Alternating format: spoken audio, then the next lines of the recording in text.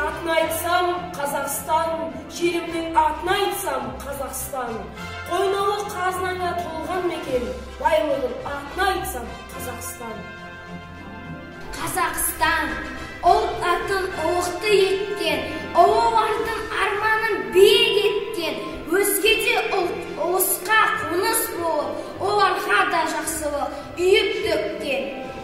Құтты болсын тәуелсіздік мерекесі, мықты болсын елімнің керегесі, тату-тәтті халқымызға бақ қонып, кетпесін туған жердің берекесі. Қазақстан Республикасының тәуелсіздік күнімен шын жүректен құттықтаймыз. Желтоқсанның екпінімен келген тәуелсіздіктің біз үшін орны қашанда бөлек. Бұл күн ата-бабамыз аңсаған арманның жүзеге асқан, елімізге еркіндік сыйлаған ұлы күн. Осындай маңызы бар тарихи думанда еліміздің туы асқақтап, келешегі көркейе берсін. Тәуелсіздікке толар сақтан саз кешкен батыр бабаларымыздың әр жылда төгілген қанның арқасында қол жеткіздік.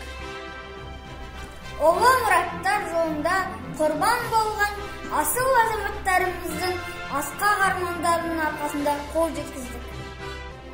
Сәбиін білегімен, даласын жүрегімен тербеткен аналарымыздың аққан жасының арқасында қол жеткіздік. Тәуелсіздікті біз әрқашан мақтан тұтып қастерлей білуге тиістіміз. Біле білсек, ол біздің азаматтық парызымыз, адамдық борышымыз.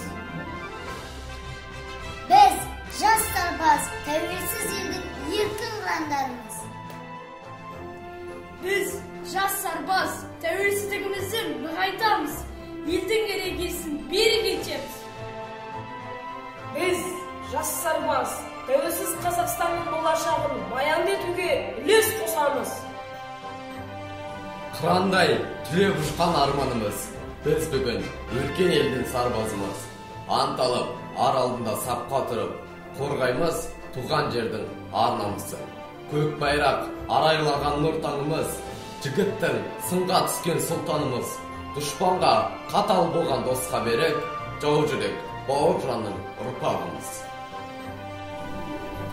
Тәуелсіздігіміздің тау бесігінде тербеліп, қыран құсымыз қалықтаған көк аспанымыздың астында баянды да бақытты ғұмыр кешейік. Дәулетіміз шалқып, береке бірлігіміз жараса берсін. Еліміздің көк байрағы бейбіт аспан астында желбіреп әлемге таныла берсін. Өркениет көшіне ілескен халқымызға гүлдену мен көркею тілейміз. Ынтымақты ұран, татулықты ту еткен бейбіт халқымыз осы уақыт аралығында толағай табыстарға жетті. Бірлігіміз бекем, тірлігіміз тиянақты болсын.